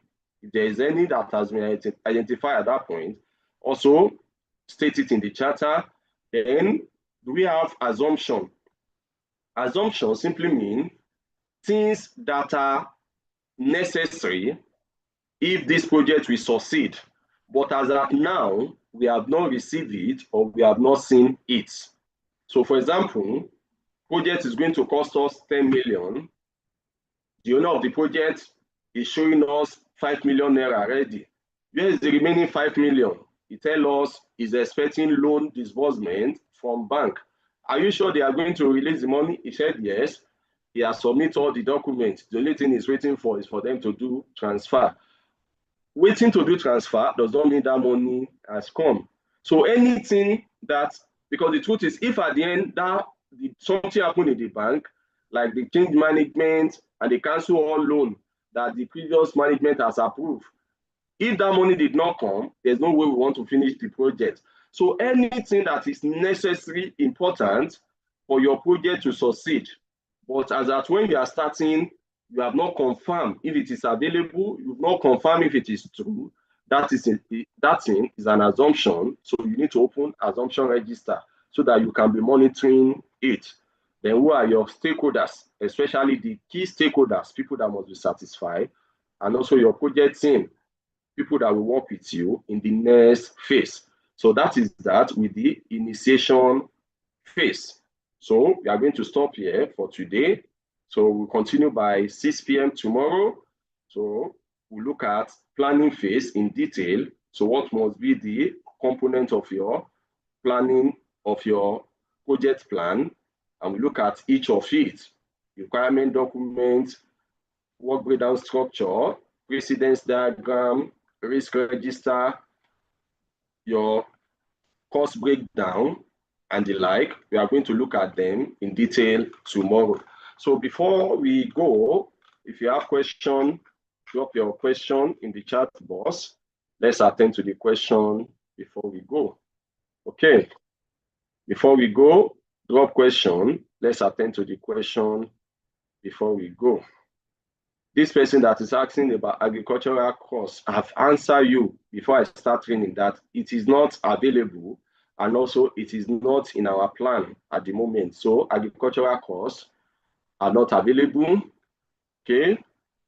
I'm seeing people asking about how much are to pay for certificate. So if you want certificate of completion and also you want to receive the course package, it costs 10,000 naira only. So it costs 10,000. This is the account number. Please, I beg you, if you know you want the certificate, I beg you, copy the account number or screenshot the account number. Because every time there's always issue with some set of people, they will chat us or call. I attended your training. I want to get certificate. Can you explain how to get certificate to me? We will not answer you, because we know for the fact that you're asking that question outside training simply mean you didn't attend. Or can you send account number to me? We will not answer you.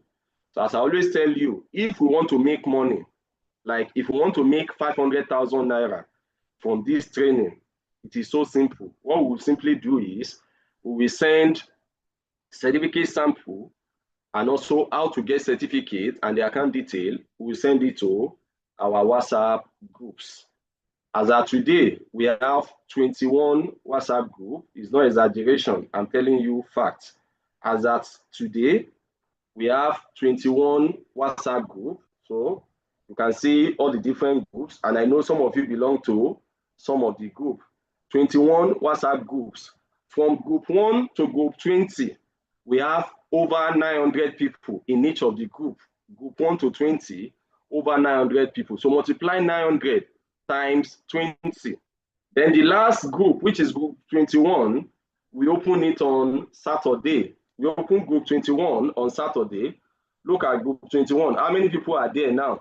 You are seeing 572, 575 people. So if we want to make money, what we will do is, instead of just sending training details to the group, we also send certificate sample, we send account detail and explain how to get certificate from each group.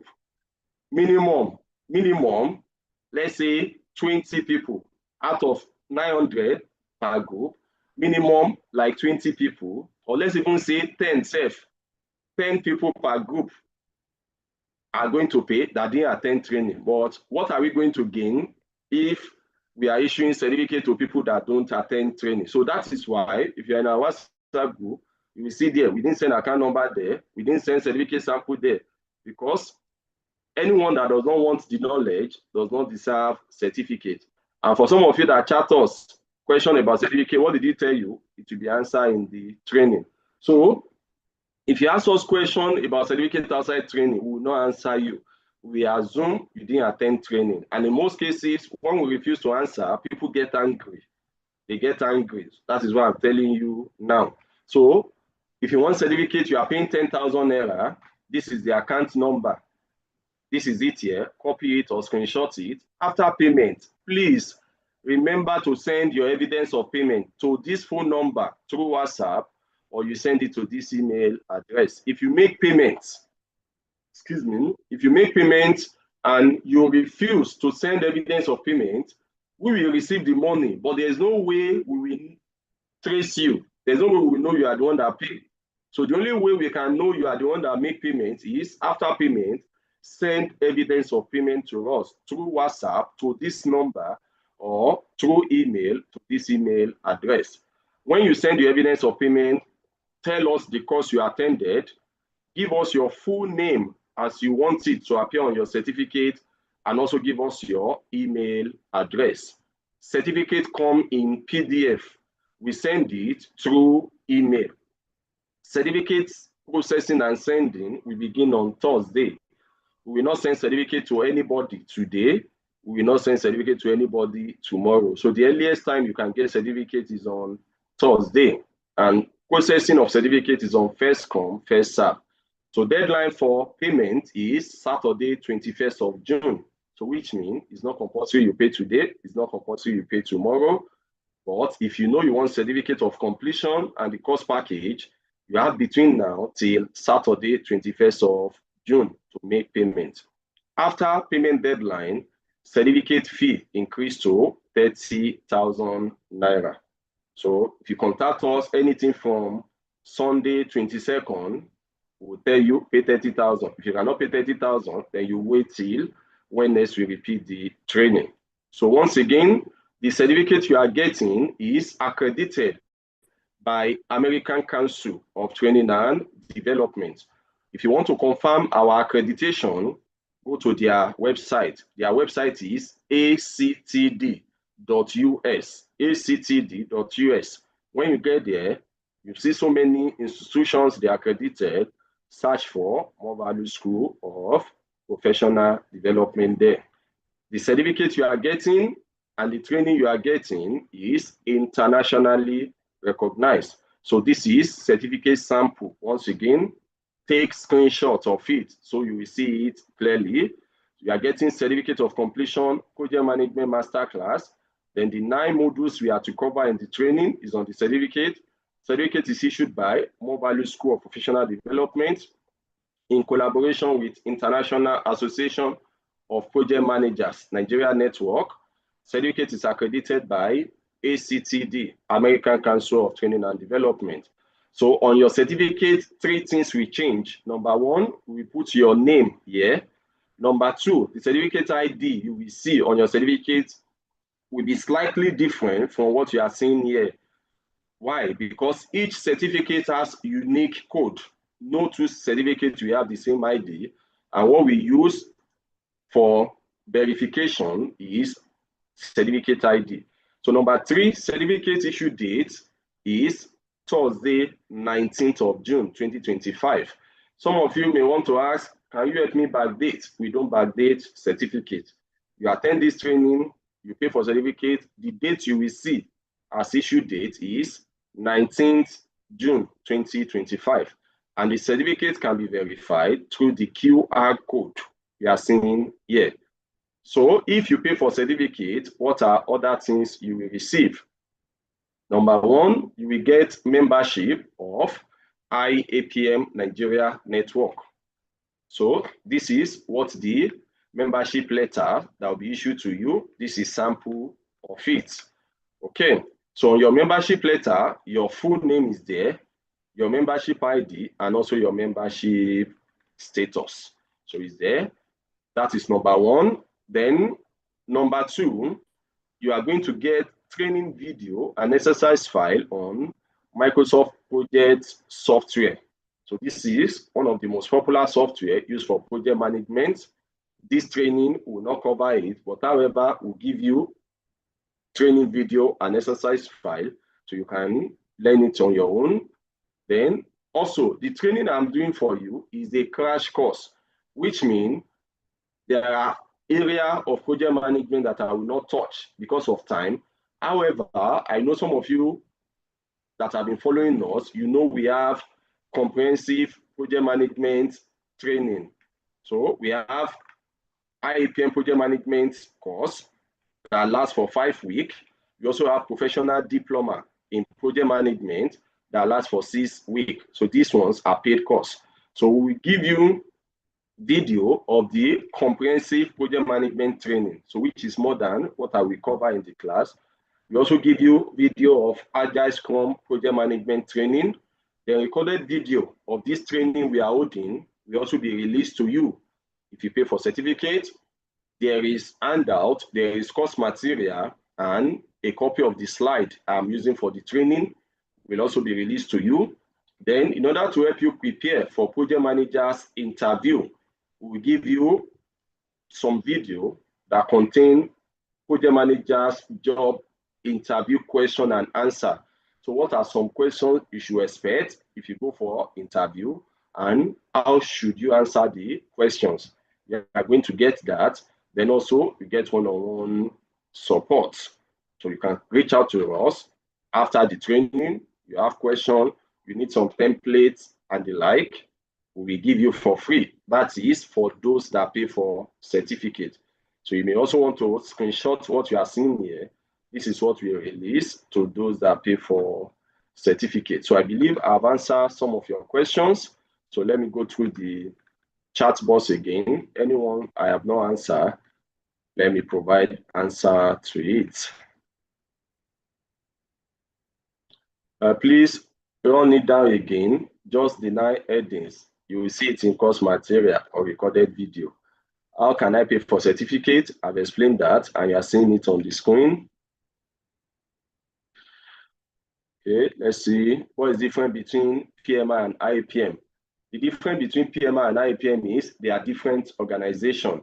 So if you were in the class when I started, I took you to the website of IAPM. So this is website of IAPM. The website address is iapm.net, and I will advise you visit the website so you know the organization better. IAPM is in headquarters is in Liechtenstein, and IAPM has presence in 163 countries. Also, IAPM have different certification exam that you can do. So visit the website, check the board of representatives, the president of IAPM, Dr. Asron Meyer, the vice president, Dr. Roland Ottman, and also check IAPM representative for different countries. So the representatives are divided by continent. So in Africa, so in Nigeria, there are 2 representatives, Mr. Zubike, the person you are seeing here, and by the time you scroll, this person is Guinea. This person is Morocco, Libya, Uganda, Egypt, Zambia, then another Nigeria, and look at the person you are seeing here. That is the same person that is handling the training. So I am IPM senior official for Nigeria. So you can go on Kenya, then Asia, different representative in Kenya, Europe, and the like. So IAPM has presence in 163 countries. Also check the website of IAPM Nigeria Network. So go through the website also. Okay, so I depends, and if you want to know about PMI, simply go to PMI website, pmi.org. So there are different organizations handled by different people, and they have different certification. So the person that asked that question, I hope I have answered your question. So let's continue. Question we need to address. I'm trying to know where the DA role come into project management. Okay, that is a good question. Where does the business analyst role come into project management? Now, it is the business analyst that decide on projects to be done. So project manager don't decide project to be done. It is business analyst. If you have attended my business analyst training, this is very simple. So what is business analysis? Business analysis is all about to help organization to solve complex problem. So an organization is having problem. They know things are not the way they are supposed to be. They are not achieving their objective. But what exactly is wrong, they don't know. So if you don't know what is wrong, how do you know what to do? So an analyst will come in. You can look at a business analyst also as a management consultant. So an analyst come in, it will understudy their business. So we use different analytical techniques based on the objective they want to achieve. Where are they now? And come up with what is identify the root cause of the problem, then come up with some solution option. So what are the things that could be done to solve the problem? So among all the solution options, they will select one. So whichever one they select, that is the project to be done. So the project manager take over from there. So the business analyst will create what we call a business case. Business case, and also is going to come up with solution, business requirement, and also solution requirement. If you want to understand better, attend business analysis. We have free business analysis training, but no date for the next one now. We did the last one on the 7th of June. I was one that handled the training. So you understand how business analysts come in. So it's the business analysts that come up with which project to be done. Okay, so I hope that answers your question. But if you want to learn more, anytime we do business analysis, join the training. Do you do Primavera training? No.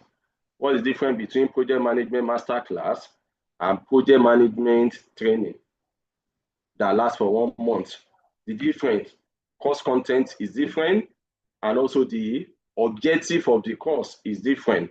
So the one that lasts for 5 weeks and also the one that lasts for 6 weeks, what you are going to learn is different from what I'm teaching you here. In that course also, you are going to write exam, and that course also is not a free course, it's a paid course. So we have professional diploma in project management that lasts 6 weeks. It costs 65,000 naira. Also, we have IAPM project management certification. That is, you will write IAPM certification exam for certified project manager or certified senior project manager. So for this course, you will pay 35,000 naira training fee. Then you will now pay exam fee. So if you are doing certified project manager, exam fee is $160. You are doing certified senior project manager, exam fee is $220. So the person that asks question, the difference between this training and the one that lasts for a month, so that is the difference. The course content is different, and also the objective of the course is different. Okay. Question that I have not answered.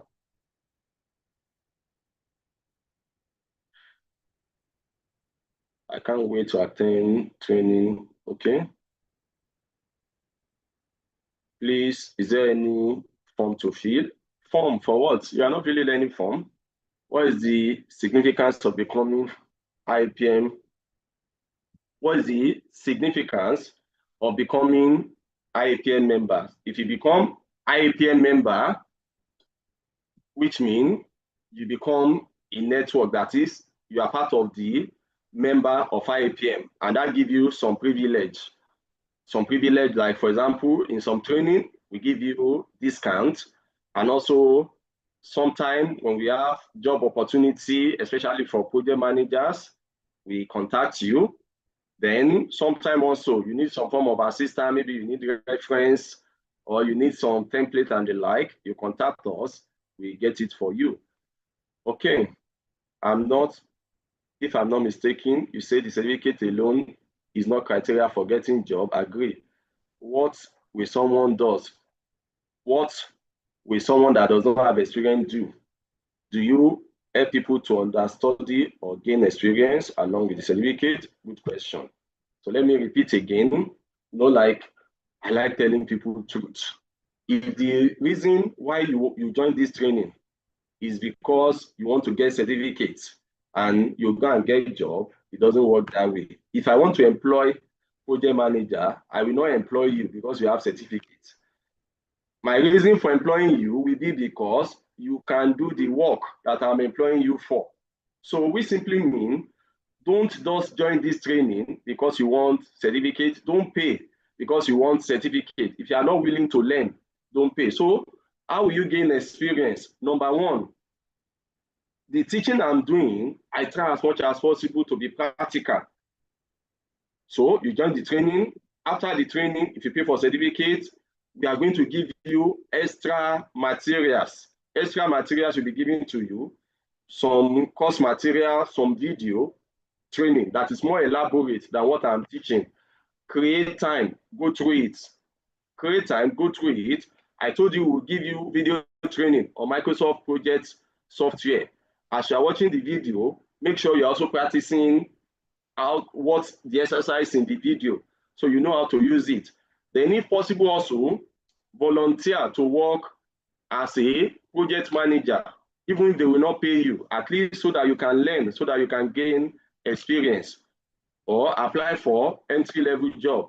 Fine, you know the job is lower compared to your qualification, but just because you need experience, you want to learn.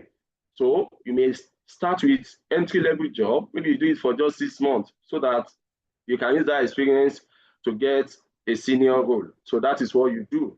So just having certificate does not give you job if you cannot do the work. So you learn by attending training, by reading, by watching video, by practicing, and also by volunteering. Those are how you can gain experience. When is business analysis? No date for now. If you're in our WhatsApp group, you get updates when we fix date. And also you can follow us on Facebook, Instagram, and LinkedIn. You will get updates there. Okay, further question I need to answer. Can you get job as a project manager with this crash course? I've answered that question. See, like one thing about Nigerians, you like people, that we sugarcoat things for you, that we lie to you. See, even if you don't have any certificate, you can get job. Without having certificate, you can get job. So certificate is not what give you job. That's what I'm saying. Fine, I know certificate is important because that is what confirm that you have attended training. But what give you job is not actually the certificate, is the knowledge, the skill. So asking me, can you get job with this certificate? The answer is yes, but having only the certificate will not give you job. So I don't want to deceive you. I don't want to sugarcoat anything for you. The training is free. Payment for certificate is not compulsory. Are you with me? But fine, the certificate has its own importance. But if you are looking for a job, don't just say, I have certificate and that is all. No. So you still need to develop yourself further. Nobody will give you a job just because you present certificate. It doesn't matter how much you spend. Even if you do our course, like for example, if you do a certified project manager, that will cost you close to 300,000, or you do certified senior project manager, that will cost you close to 400,000. I will not tell you that that certificate qualify you for job. No, only that certificate does not give you job. Fine, it will open doors to you, it will give you some preference, but they still expect you to be able to do the task. So if you cannot do the task, they will not give you. So I will be real with you. I will tell you truth. The training is free. If it is about payment, I tell you, if we want to make 500,000, it's very easy. With the level we have gotten to make 500,000 naira for one training, it is easy through the WhatsApp groups. But there's some money you don't make, there's some money you don't collect. Okay, so I've answered your question. What if you are not computer literate? That means you are not ready. If as at now you are not computer literate, it means you are not ready. That is it. So you are not computer literate and you don't know that you should learn how to use computer. So there's nothing that I can do for you. If you cannot help yourself that I need how to learn how to use computer, that means you are not ready. Okay? What kind of task should project manager expect? I've told you what to do. In the training, I explained the role of project manager, and I told you also that if you are somebody that is new in this field, go to job vacancy sites, type project manager. You will see so many vacancies. Then in those vacancies, read job description. So that tells you that if I'm to become a project manager, this is what I will be doing. So just this thing, you are getting someone that is telling you the truth now. You will not appreciate it. If it is those that will collect big money from you and they will deceive you, they will lie to you because of what they want to collect, those are the ones you will appreciate better. So if you want to know in detail what project managers do, go to job vacancy site, search for project managers vacancy, read job description. So because those vacancy is from organization that want to recruit project manager, and they will tell you in that vacancy, they will show you job description. So if we are to employ you, this is what you'll be doing for us. That is it. There's nothing better than that. So I gave you list of the role of project manager. That is not all you need. So go and read, and I'm talking to you from experience. Go and read job vacancy. It will help you so much. So you will know area where you need to improve upon. If you read job vacancy, you know area where you need to improve upon. But I explain 9 things that project managers do. So you will see it in the recorded video and also in the course material. Okay, so I think I need to stop here.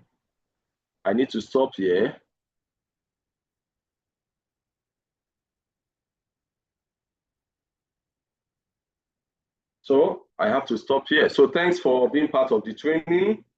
Training continue tomorrow, 6 p.m. to 8 p.m.